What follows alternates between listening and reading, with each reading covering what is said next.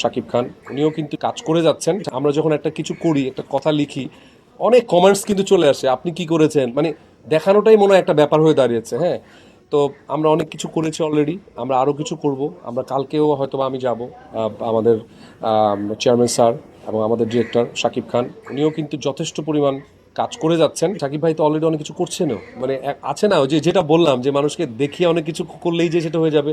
শাকিব ভাই আম, একটা কাজে গিয়েছেন এবং উনি ওইখান থেকে অনেক কিছু দিক নির্দেশনা দিয়েছেন আমাকে, এবং আমাদের মাননীয় চেয়ারম্যান স্যার আমাদের হারলেনে উনিও অনেক কিছু অলরেডি করে ফেলেছেন এবং আমরা একযোগে সেগুলো নিয়ে অলরেডি করেছি। এবং কালকেও আমরা মাঠে নামবো সব কিছু নিয়ে, এবং একই সাথে শিল্পী সমিতিরও যেহেতু আমি আছি সেটা নিয়েও আমরা খুব তোড়জোড়ভাবে আগাবো ইনশাল্লাহ।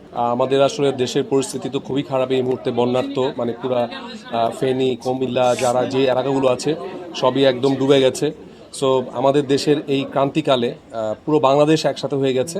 সো সেখানে শিল্পীদের একটা দায়বদ্ধতা আছে। তো আমরা আমাদের জায়গা থেকে, আমাদের প্রিয় চলচ্চিত্র শিল্পী সমিতির পক্ষ থেকে আমরা গতকাল মিটিং করে আমরা একটা সিদ্ধান্তে উপনীত হয়েছি যে আমরা আমাদের যে যার জায়গা থেকে আমরা সর্বোচ্চ চেষ্টা করে ত্রাণ আহরণ করছি। এবং শিল্পী সমিতি বিগত সময়ে আমরা তো সবাই সবার পাশে ছিলাম, এবং পুরো আমাদের যারা শিল্পী সমিতির যারা সদস্য আছে সবার জন্য একটা ওপেন বুথ করা হয়েছে। এটা কিছুক্ষণের মধ্যে ওপেনিং হবে, এবং সেই বুথে এই ঘোষণাই হয়েছে যে যে যার যার মতো করে, ধরেন আর্থিক টাকা, চাল ডাল যা যা আছে, যার যতটুকু সামর্থ্য, কেউ যদি 10 টাকা দাও সেটা নিয়ে আমাদের কোনো মাথা ব্যথা নেই।